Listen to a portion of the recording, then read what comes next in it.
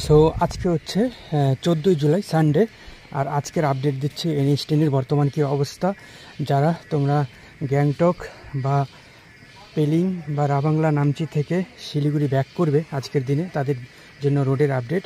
আজকে হচ্ছে যারা গ্যাংটক থেকে ব্যাক করছো তাদের তো রংপো হয়ে ফার্স্ট রংপো হয়ে আজকে কালিম্পংয়ের গেট থেকে কালিম্পং হয়ে লাভা হয়ে ব্যাক করতে পারো, কিন্তু আজকে কিন্তু তিস্তা বাজার হয়েও ব্যাক করা যাবে, কারণ তিস্তা বাজারের রাস্তা আজকে খোলা আছে।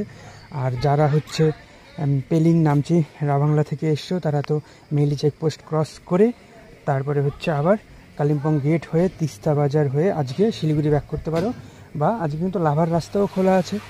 আর লাভা হয়ে যেহেতু ডিস্টেন্সটা একটু বেশি হয়, তিস্তা বাজার খোলা আছে, তাই তিস্তা বাজার থেকে 27 কিলোমিটার দূরে জোরবাংলো মোড় হয়ে কিন্তু ব্যাক করতে পারো শিলিগুড়ি আজকে।